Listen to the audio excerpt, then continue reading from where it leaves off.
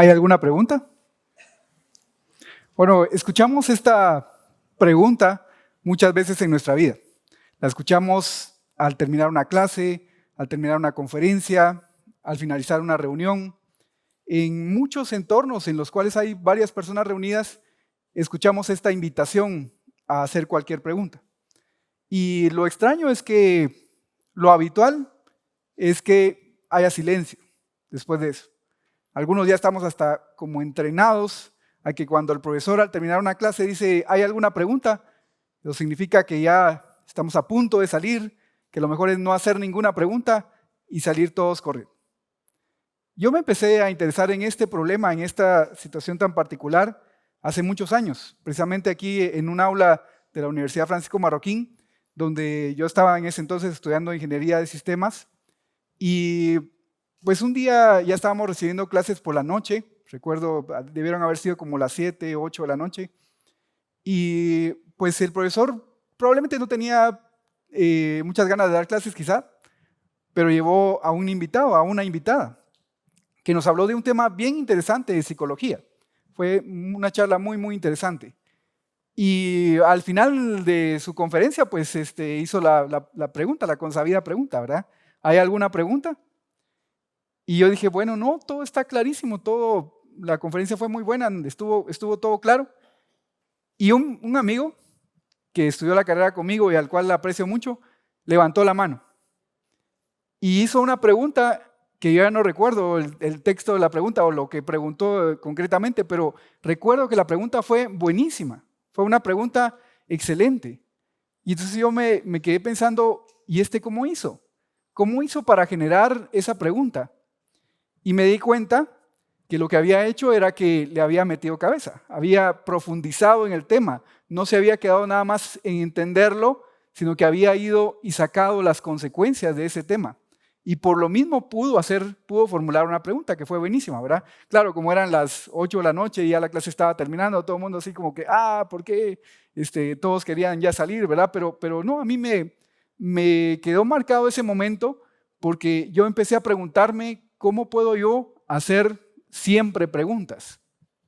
Y una de las primeras cosas que me di cuenta es que en este periodo en el que estamos en la universidad, bueno, yo en ese entonces era estudiante, pero en general en los ambientes académicos, y especialmente aquí en la Universidad Francisco Marroquín, estamos constantemente en contacto con personas que saben más que nosotros en algún tema, en alguna investigación específica que han hecho, y están preparados para comunicarnos esas ideas. Y además están dispuestos a responder nuestras preguntas. Entonces lo primero que me di cuenta es, ¿qué desperdicio? ¿Cómo es que no les estamos haciendo constantemente preguntas a esas personas si están dispuestas a darnos eso que está en su mente y que nosotros podríamos querer como un bien también para nosotros, ¿verdad? Así es que empecé a proponerme siempre hacer preguntas, ¿verdad? Siempre tener una pregunta lista para que cuando tuviera la oportunidad podérsela hacer a una persona. Y yo decía, bueno, esta persona sabe mucho de este tema. ¿Qué pregunta puedo hacerle con la cual yo le pueda sacar un poquito de lo que hay en su mente y ponerlo en la mía? De alguna manera pienso que esta habilidad de preguntar y de ir a obtener lo que está en la mente de otra persona para tenerlo nosotros es una habilidad crucial, pienso yo, es mi teoría, en el desarrollo evolutivo de las personas. Porque, bueno, podemos comunicarnos, el desarrollo del lenguaje definitivamente fue importante, la memoria, el poder transmitir de una cultura a otra un conocimiento, de una generación a la siguiente un conocimiento, pero las preguntas nos permiten ir a la mente de una persona y sacar algo que está ahí y obtenerlo, aunque esa persona intencionalmente no nos lo haya dado, digamos, por su propio interés, sino que nosotros por curiosidad, por interés, por hambre de conocer, vamos y lo obtenemos. Así es que esa fue una primera reflexión, ¿verdad? Esa cantidad de cosas que hay en la mente de tantas personas tan bien preparadas que me pueden ser útiles para obtenerlo, ¿verdad? Haciendo siempre preguntas, empezaron a pasar una serie de cosas. Una anécdota que me pasó fue que estando en México en una conferencia de computación, pues escuché a una conferencista dar una conferencia y pues fiel a mi costumbre, pues le hice algunas preguntas Al final de la conferencia la fui a buscar porque me había parecido muy interesante la conferencia. Le seguí haciendo más preguntas y entonces esta persona me dijo, ¿sabes que he dado esta conferencia 3 o 4 veces y nunca nadie me había hecho una pregunta? Y yo dije, wow, ¿cómo puede ser? ¿Cómo puede ser que un tema tan interesante a nadie le interese como para hacer una pregunta? Y bueno, lo que sucede es que a veces escuchamos estas conferencias, escuchamos estos temas solamente siendo capaces, podríamos decir, de repetir las palabras, pero sin profundizar un poco más en ellas. Así es que, bueno, pues de lo que les voy a hablar ahorita es de una cosa que tenemos nosotros que es valioso para todos los demás, una serie de acciones que podemos hacer para obtener algo todavía más valioso y el resultado de esas acciones que podemos realizar, ¿verdad? ¿Qué preguntas son las que a mí me interesan? Bueno, ya les conté que me interesaba inicialmente las preguntas que tienen que ver con conferencias, clases, charlas, ¿verdad? Reuniones de trabajo, por ejemplo, en las que al final sale esta pregunta. ¿Hay alguna pregunta? Poder hacer una pregunta ahí, ¿verdad? Pero resulta que la cantidad de tipos de preguntas que hay son muy, muy variadas. Vamos, hay preguntas binarias, preguntas de sí o no, preguntas abiertas, preguntas cerradas, preguntas capciosas, ¿verdad? A algunos profesores les encantan las preguntas capciosas. Hay preguntas estratégicas, grandes preguntas, preguntas pequeñas, y nosotros podríamos pensar que hay como una especie de rango en el que en lo más alto de la escala podemos poner las grandes preguntas, ¿verdad? Las grandes preguntas, esas que probablemente no vamos a poder contestar en nuestra vida y que son preguntas que vienen de generación en generación y son parte de una cultura, ¿verdad? ¿Por qué existe el universo, por ejemplo? Son preguntas grandes. Y también hay preguntas pequeñas, podríamos decir preguntas prácticas, como por ejemplo, ¿a qué horas es el receso? Siempre importante.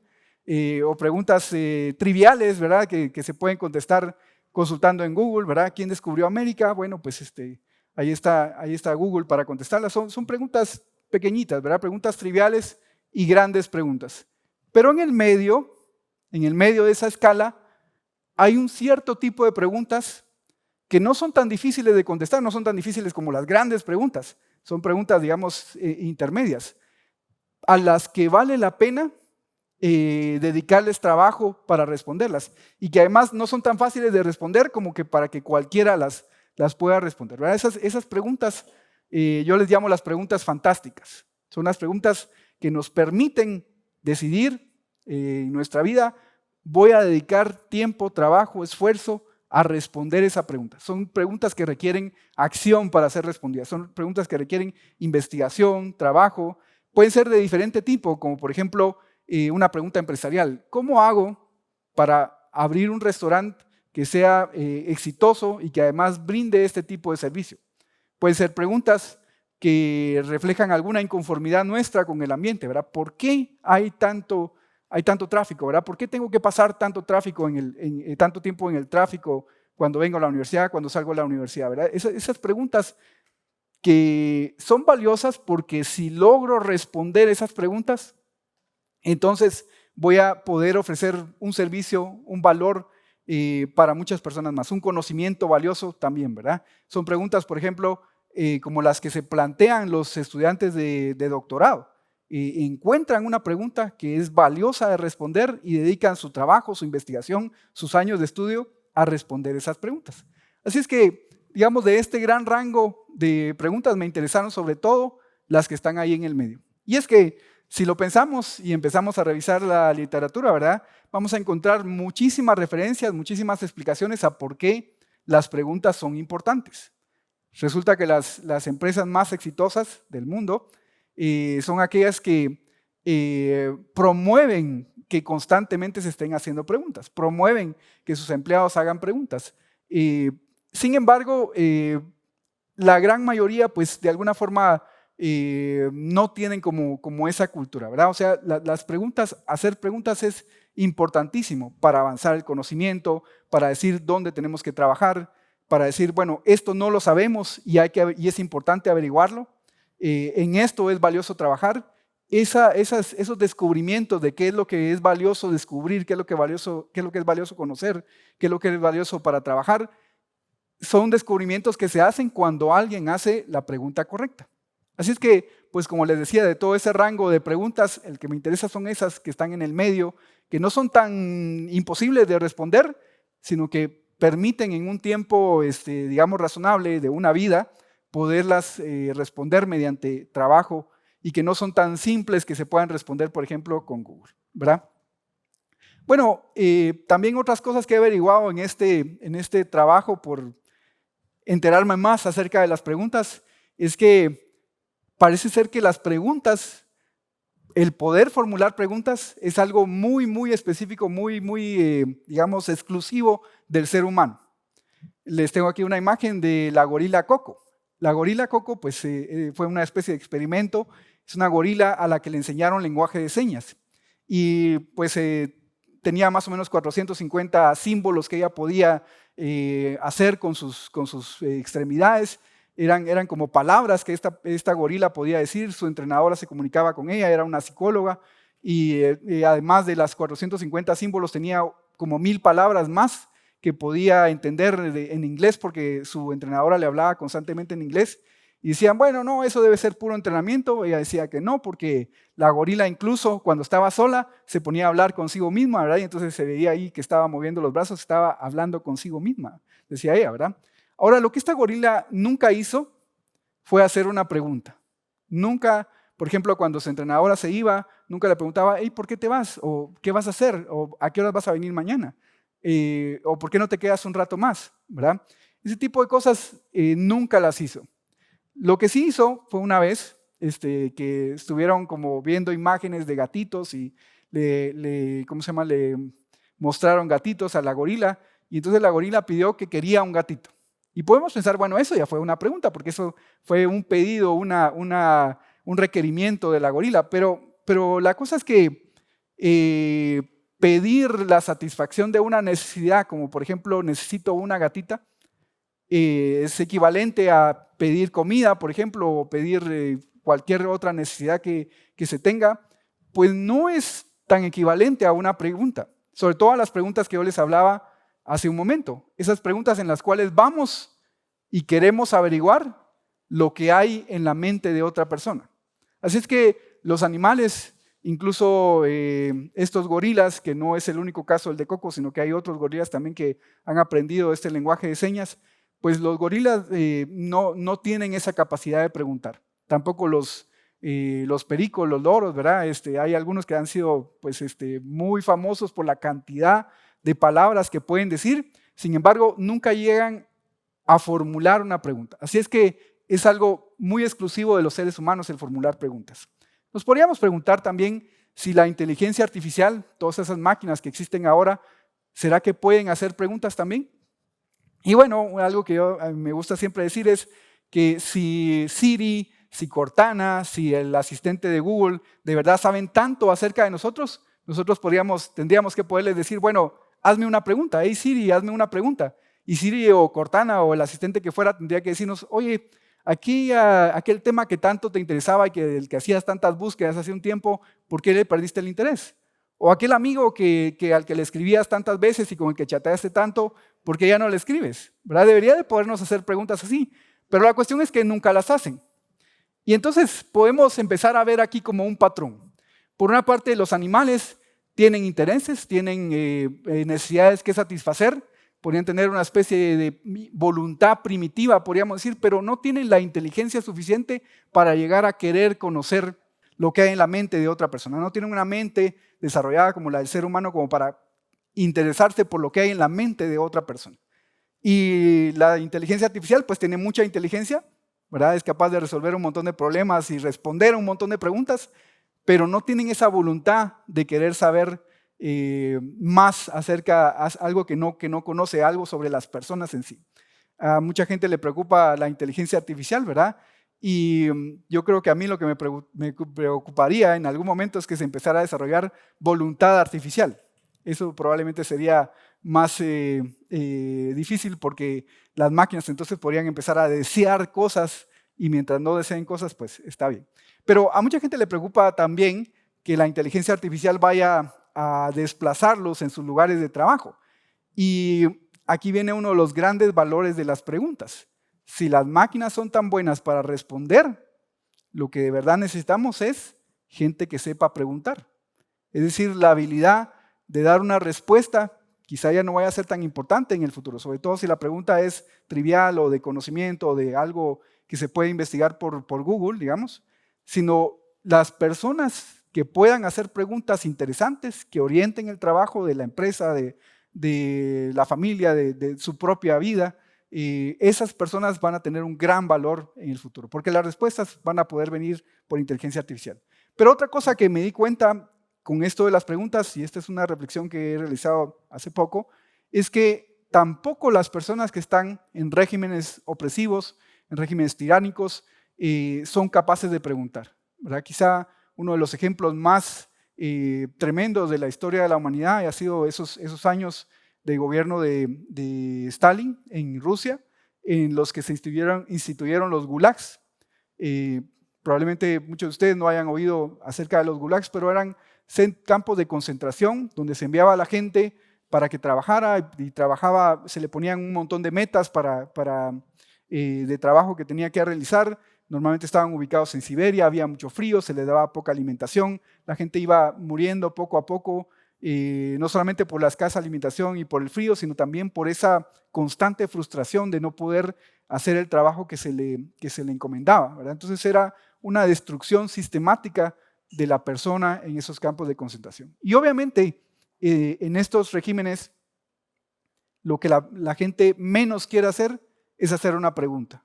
Es hacer una pregunta que ponga en evidencia o que ponga en problemas a una autoridad, por ejemplo, ¿verdad? Porque a muchas de estas personas las mandaron a los gulags simplemente por hacer un chiste, por ejemplo, o por hacer un comentario. Y eran declarados sospechosos y los mandaban ahí a los gulags. Una época terrible, tremenda de la humanidad en la que no quisiéramos volver a estar. ¿Y de dónde se deriva esta incapacidad de las personas para hacer preguntas en regímenes así? Bueno, porque de tal manera se quieren imponer ciertas ideas que van anulando poco a poco esas dos capacidades que hablábamos hace un poco, ¿verdad? Hace un momento. La capacidad de decidir y de interesarse por algo, la voluntad de las personas, se va anulando en estos regímenes, y también su capacidad de reflexionar, su capacidad de interesarse intelectualmente por lo que hay en la mente de los demás. De alguna manera, estos regímenes intentan reducir a las personas a esas dos cosas que veíamos hace un momento, a animales o a máquinas, ¿verdad? Ok. Ahora, como les decía, hay mucha literatura acerca de por qué es importante hacer preguntas. Yo creo que les he ido dando algunos argumentos de por qué es tan importante preguntar. Sin embargo, lo que me encontré también es que hay poca literatura, hay pocas investigaciones sobre qué se necesita para formular una pregunta. De alguna manera, pensamos que las personas son naturalmente curiosas, y los que son naturalmente curiosos como que les va a fluir hacer preguntas. Pero yo creo que no. Yo creo que las preguntas son esencialmente dos cosas. Primero, un conflicto. Un conflicto porque hay algo que queremos, un conocimiento, un saber, una idea que está en la mente de otra persona y nosotros la queremos. Y mediante la pregunta vamos y resolvemos ese conflicto. Y la segunda cosa que son las preguntas es un hábito. Es decir, algo que mediante la repetición de actos nosotros vamos desarrollando hasta que va formando parte de nuestro carácter, ¿verdad? Y entonces empieza a reflejar en ciertas cosas. Por ejemplo, una cosa que me pasó y que me sigue pasando de vez en cuando es que cuando llega el momento de las preguntas, se acerca la persona del micrófono, ¿verdad? Donde estoy yo normalmente, porque saben, este va a preguntar, ¿verdad? Es porque de alguna manera reconocen que tengo el hábito de hacer preguntas, ¿verdad? Entonces un hábito es una disposición del carácter que nos lleva a realizar ciertas acciones de forma confiable y de forma consistente.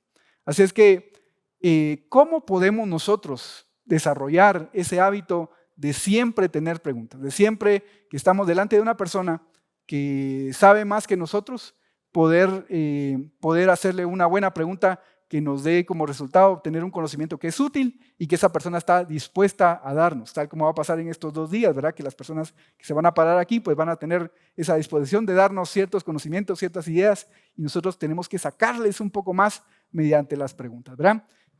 ¿Qué se necesita para hacer una buena pregunta? ¿Cuál es el requisito fundamental para poder hacer una buena pregunta? Lo primero, lo más importante que necesitamos para poder hacer una pregunta es escuchar. Escuchar con atención a la otra persona. Y aquí les voy a hablar entonces de eso que tenemos nosotros y que es valioso para todos los demás. Nuestra atención. De alguna manera, la atención nuestra ahora es muy fácil diluirla. Es muy fácil dársela a un montón de tareas, incluso cuando estamos en clase, por ejemplo, podemos estar poniendo atención a un montón de cosas. Hay un montón de distractores, ¿verdad? Pero eso quiere decir que la capacidad de poner atención plena en un momento dado es una habilidad que es extremadamente valiosa en nuestros tiempos y todos podemos desarrollarla. En uno de estos cursos que he dado sobre preguntas, que se llama Preguntas Fantásticas y dónde encontrarlas, pues salió la idea de hacer esto. Un certificado de atención plena. Piensen ustedes, si pudieran dar este certificado de atención plena donde garantizan que durante una hora o durante un almuerzo, durante una cena, durante un café, van a ponerle atención completa a una persona sin distraerse. La van a escuchar sin juzgar. La van a escuchar también con la intención de entender, de hacerle preguntas, de darle comentarios, de darle retroalimentación. Pues bueno, eso sería valioso. ¿A quién le darían un certificado así? Un certificado por el cual yo te daré mi atención plena durante un determinado tiempo. Vean ustedes lo valioso que es la atención. Y sobre todo, veamos lo bien que se sentiría la otra persona, probablemente, ¿verdad? Pues bueno, podemos pensar que podemos hacer esto constantemente. Por ejemplo, en nuestras aulas, en nuestro salón de clases, en nuestros cursos que llevamos, podemos darle al profesor nuestro certificado de atención. Al conferencista también, nuestro certificado de atención plena. Pues a la persona con la que nos reunimos en una reunión de trabajo, nuestra atención completa, sin permitir ninguna distracción. Eso es como muy valioso, ¿verdad? Y interesantemente es algo que todos podemos hacer. Es un valor que todos tenemos y que es deseado por todos los demás. Claro, por ejemplo, las redes sociales quieren que les pongamos mucha atención y pelean por nuestra atención, ¿verdad? Pues bueno, salvado este primer punto, que es la primera condición para poder hacer una buena pregunta, es escuchar con atención plena. Dice uno de los autores que consulté, suspendiendo el propio juicio, es decir, dejando de lado por un momento, y ojo que suspender no quiere decir renunciar, rechazar o desechar, quiere decir eso, suspender, dejar un momento por un lado nuestras propias ideas en lo que entiendo las ideas y la posición del otro, para poder hacerle preguntas mejor, ¿verdad? Y luego retomo mis valores y vamos a ver cómo esto tiene importancia ya en un momento. Retomo mis valores y entonces también puedo hacerle preguntas desde mi propia opinión. Muy bien, entonces, ¿qué se necesita? Lo primero, escuchar, poner atención y luego, ¿qué más? Bueno, pues a lo largo de los años me he ido dando cuenta que lo que necesitamos para desarrollar el hábito de preguntar es hacernos una serie de preguntas constantemente a nosotros, mientras escuchamos a los demás, mientras escuchamos una clase, una conferencia, una reunión de trabajo, hasta un video de YouTube, lo que sea. Y en la primera pregunta, probablemente la más fundamental, es esta. ¿Qué me están diciendo? Siempre que escuchemos a una persona en una clase, en una conferencia, nos vamos a dar cuenta de que estará usando un lenguaje bien particular, una serie de conceptos que son importantes para ella en ese marco de la conferencia, de la charla.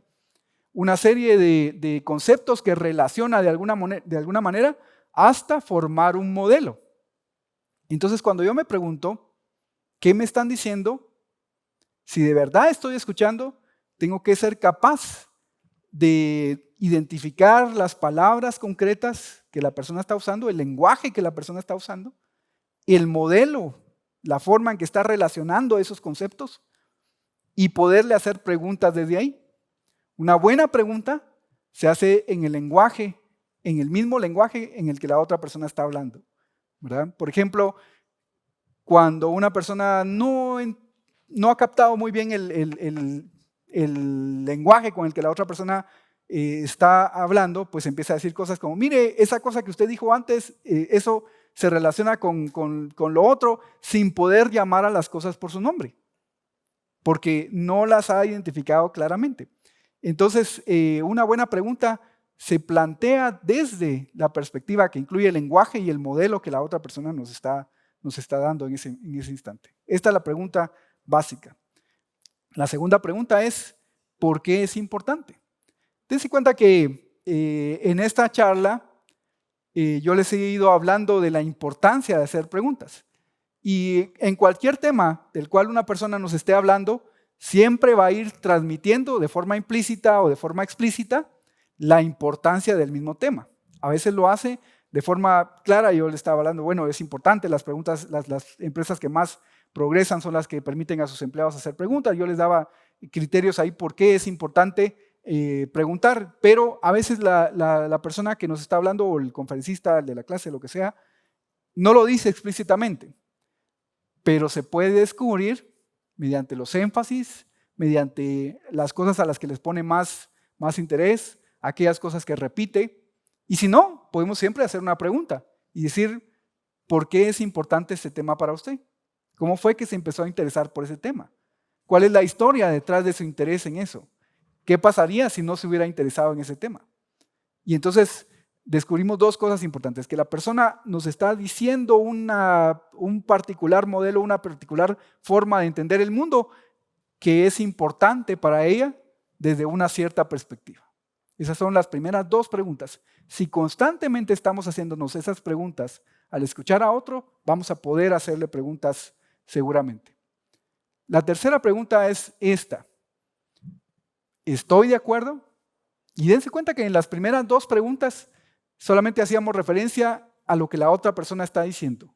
Y decíamos hace un momento, hay que suspender el propio juicio para escuchar al otro y poderlo entender completamente. Pero ahora dejamos esa suspensión del juicio, retomamos nuestros valores, nuestra propia opinión, nuestro propio interés y planteamos preguntas desde nuestra perspectiva, ¿verdad? Decimos, yo no estoy de acuerdo porque tal y tal cosa, ¿verdad? Aquí en Guatemala nos gusta decir, me da armonía. Bueno, es una expresión un poco antigua. Me da armonía, ¿verdad? Cuando algo me da armonía significa que no estoy completamente de acuerdo, parece que hay algo ahí que no funciona y que yo quisiera, digamos, expresar mediante una pregunta probablemente. También cuando decimos, me hace ruido. Lo que me estás diciendo estaba fabuloso, pero me hace ruido que tal y tal cosa, ¿verdad? Si podemos llevar ese pequeño desacuerdo interno a una pregunta y expresarlo con palabras, va a salir una pregunta buenísima, ¿verdad? Entonces, tres primeras preguntas. ¿Qué me está diciendo la persona? ¿Por qué es importante? Y estoy de acuerdo. ¿Estoy de acuerdo con lo que la persona me está diciendo? Si no estoy de acuerdo, no estoy de acuerdo porque yo me acuerdo que en tal y tal caso pasaba que tal y tal cosa y eso contradice lo que usted está diciendo, o no estoy de acuerdo porque yo viví tal y tal experiencia. En fin, podemos sacar un montón de ideas de por qué no estamos de acuerdo. Y dése cuenta que voy recorriendo los picos de una estrella. Esto es porque son 6 preguntas. 6 preguntas que nos pueden ayudar a desarrollar este hábito de siempre preguntar. La cuarta sería la siguiente. ¿El mundo funciona así? Y demos cuenta que en las primeras 2 preguntas nos concentrábamos en lo que la persona está diciendo. En la tercera pregunta vamos a nuestros valores y opiniones internas. Y en la cuarta pregunta nos abrimos al mundo. Y decimos, ¿de verdad el mundo funciona como esta persona me está diciendo? ¿De verdad es que, por ejemplo, yo le estaba diciendo hace un momento que los animales no hacen preguntas? ¿Es eso cierto? Bueno, en las caricaturas sí hacen preguntas, pero es que eso es otra cosa. Pues en las historias de Disney, obviamente. Pero ahí de alguna manera se antropomorfizan los animales, así que eso no cuenta. Pero entonces vamos mentalmente a confrontar las ideas de la persona que nos está hablando con el mundo real. Y vemos si de verdad funciona así. Y si no funciona así, mire qué pasa en el caso de que tal y tal cosa. Esa podría ser una pregunta, ¿verdad? ¿Qué pasa en este caso que yo conozco, en los cuales el mundo no funciona así? Hacemos una pregunta con relación a eso. Y lo importante aquí es que no se trata de confrontar a la persona que nos está hablando, se trata de ver cómo entiende esa persona estos casos especiales. Porque, como decíamos, son personas que se han preparado con un tema, que lo tienen listo para enseñarlo, por ejemplo, en una clase, en una conferencia, y entonces probablemente ya hayan considerado estos casos.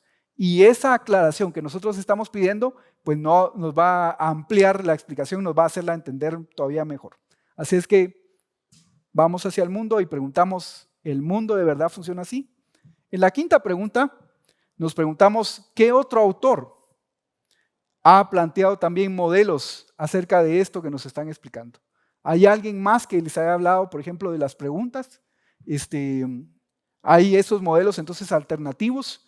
Y uno podría decir, bueno, yo tendría que tener una gran memoria para recordar todos los modelos que las personas han propuesto acerca de diferentes cosas en el mundo. Por ejemplo, aquí en la universidad, estudiamos, Universidad Francisco Marroquín estoy hablando, estudiamos muchos modelos de entender el mundo económico, el mundo político, el mundo social, y pues esos modelos son diferentes. Entonces, cuando una persona nos habla, por ejemplo, de libre mercado, pues bueno, podemos confrontarlo contra otro sistema en el cual no hay libertad de mercado, por ejemplo, y hacer una pregunta sobre las diferencias entre esos dos modelos, ¿verdad? Pero lo mismo puede pasar en cualquier tema. Puede ser sobre cuestiones de diseño, puede ser sobre cuestiones de psicología, puede ser sobre cuestiones de ingeniería. Es decir, cuando pensamos que estamos escuchando a una persona que nos plantea una determinada forma de entender el mundo, podemos también plantearnos quién más que otros modelos conocemos acerca de esa misma explicación que nos hagan entender la cosa de otra forma y que nos ayuden a plantear una pregunta que sea aclaratoria, que ayude a refinar esos modelos, ¿verdad? Y en último caso, siempre hay un modelo al que podemos acudir, ¿verdad? Y es que siempre podemos preguntarnos a nosotros mismos, ¿y yo esto cómo lo entendía antes? Pregúntense ustedes ahorita mismo, ¿verdad? ¿Cómo yo entendía el tema de las preguntas antes? Probablemente mi modelo era, bueno, las personas curiosas preguntan, ¿verdad? O las personas que tienen pues esa habilidad, pues preguntan, y los demás, pues los demás, ¿no? ¿Verdad? Tal vez ese era mi modelo. Quizá no habíamos empezado a entender las preguntas, como lo que yo decía hace un momento, como un hábito, como una disposición interna de siempre poder hacer preguntas. Y la última pregunta es una explicación completa. Todos los modelos tienen sus límites, hay casos extremos, hay casos en los que parece que no aplica, y entonces buscando mentalmente esos casos, podemos llegar a hacer también una pregunta. Mire, ¿qué pasa si tal y tal cosa? Pues bueno, pues ese es un caso límite, es un caso extremo, y podemos entonces probar hasta dónde llega la explicación que nos están dando. Pues estas 6 preguntas, o si ustedes quieren, podríamos quedarnos con las primeras 3. Si constantemente nos las estamos haciendo, al escuchar a una persona, seguro se nos van a ocurrir preguntas, ¿verdad? Porque estas preguntas nos llevan a reflexionar internamente, a decirnos qué es lo que yo quiero saber de lo que está en la mente de esta persona, que lo quiero también para mí, ¿verdad? Aquí hay un pequeño resumen de esto, y vean ustedes que es como que tuviera varias dimensiones. Estas preguntas nos llevan a explorar diferentes dimensiones. La primera es la dimensión del lenguaje y del modelo que la persona nos está planteando. Esta pregunta de qué me están diciendo, pues es la que me lleva a responder, a identificar el lenguaje concreto que está usando la persona y el modelo del mundo que nos está presentando. La segunda, ¿por qué es importante? Podríamos decir que es como un metamensaje.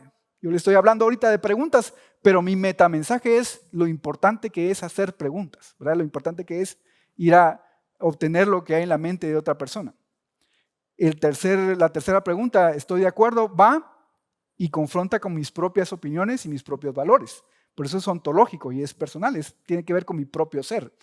Y luego la cuarta pregunta, la de así es el mundo, pues es físico y metafísico, porque no solamente tenemos que preguntarnos, bueno, el mundo físico, sino también la gente se comporta así, la gente de verdad tiene esas creencias, la gente de verdad tiene esos valores, O sea, vamos no solamente a lo físico, sino también a lo metafísico, ¿verdad? La quinta pregunta, la existencia de modelos alternativos, o en último caso, ¿qué pensaba yo de esto antes de escuchar a la persona que está hablando ahorita? Pues nos ofrece la oportunidad de comparar con competidores y sustitutivos. Y la última pregunta sobre si el modelo que nos está planteando la persona al hablar es completo, pues nos lleva a testear los extremos y los límites de ese modelo. Ese es un pequeño resumen. Y quizá un resumen todavía más de lo que estoy diciendo es el siguiente, ¿verdad? En resumen. Las preguntas, ¿qué son? Las preguntas son dos cosas. Conflicto, porque nosotros queremos algo que está en la mente del otro y queremos ir a sacárselo con una pregunta, ¿verdad? Y también son hábito, ¿por qué? Porque si nosotros constantemente estamos con esa disposición que podemos desarrollar a través de hacernos estas preguntas, pues siempre vamos a poder hacerle una pregunta a los demás, ¿verdad? ¿Dónde están las preguntas? Las preguntas están dentro de nosotros. Es decir, las preguntas no vienen con lo que las personas nos están diciendo, sino que están dentro de nosotros para hacerlas y ir a obtener eso que queremos de la mente de ellos, ¿verdad? ¿Cómo encontramos entonces esas preguntas? Haciéndonos este set de 6 preguntas, que claro, yo no pretendo que eso sea lo último en preguntas, pero pues le he dedicado bastante tiempo y creo que es un esquema bastante completo, ¿verdad? Tenemos que hacernos estas preguntas frecuentemente para desarrollar el hábito de hacer preguntas y preguntamos definitivamente para resolver este conflicto que tenemos de que queremos un cierto conocimiento y que está en la mente de otra persona y queremos ir a sacarlo, ¿verdad? Pero también, y ya por último, estas preguntas se las hacemos a otros, pero también a nosotros mismos. Y no solamente a personas, se las hacemos también al mundo. Los innovadores, las personas creativas, los inventores, los grandes descubridores de la ciencia, pues le hacen preguntas al mundo. Constantemente se están diciendo, ¿qué me está diciendo al mundo? ¿Qué insatisfacción hay para poder crear una innovación que la satisfaga? Hay personas que se hacen preguntas como, ¿por qué estoy en esta situación? Y al estar haciéndose esas preguntas, descubren innovaciones o se plantean innovaciones que luego resultan un gran éxito, y seguramente ustedes pueden pensar en muchos ejemplos. Así es que las preguntas no son solamente para otros y para nosotros, sino que son también para hacérselas al mundo. Y ya para terminar, regresemos a esta pequeña reflexión que yo les hacía sobre los regímenes tiránicos, opresores, restrictivos, donde a las personas se pretende convertirlas en animales o en máquinas. Bueno, pues en estos regímenes las personas no son libres de preguntar, ¿verdad? Y entonces resulta que las preguntas también son una medida de nuestra libertad. ¿En qué medida me puedo yo considerar libre? En la medida en que soy capaz de hacer preguntas. Así es que muchas gracias, muy amables.